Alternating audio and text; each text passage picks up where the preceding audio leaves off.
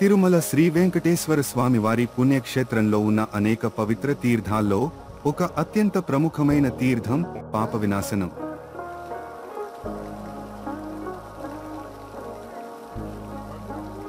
పేరు వింటేనే మనసు భక్తితో నిండిపోతుంది. పాపాలు వినాశనమయ్యే స్థలం అంటే పాప వినాశనం.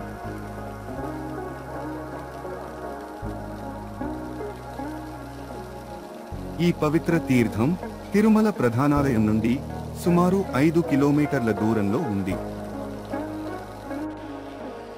భక్తులు ప్రతిరోజు వేల సంఖ్యలో ఇక్కడకు చేరుకుంటారు. ఇక్కడి నీటి జలపాతాలు, కొండల నుంచి పారే పవిత్ర స్రోతస్సులు శరీరానికే కాదు ఆత్మకు శాంతిని ఇస్తాయి. పురాణాల ప్రకారం ఈ ప్రదేశంలో స్నానం చేస్తే అన్ని పాపాలు పోతాయని నమ్మకం ఉంది. శాస్త్ర ప్రకారం కూడా ఇది ఒక దివ్య తీర్థం.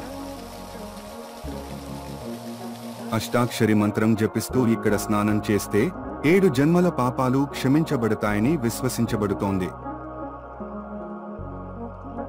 ఈ తీర్థంలో పారే జలాన్ని దివ్యగంగా అని కూడా పిలుస్తారు. ఇక్కడికి వచ్చే భక్తులు తలస్నానం చేసి తమ మనోభావాలను వెంకటేశ్వర స్వామికి అర్పిస్తారు.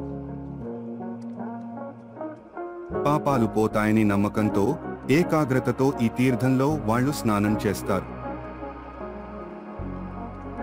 ఇది కేవలం తీర్థ స్నానం మాత్రమే కాదు, ఇది ఒక ఆధ్యాత్మిక పునర్జన్మ.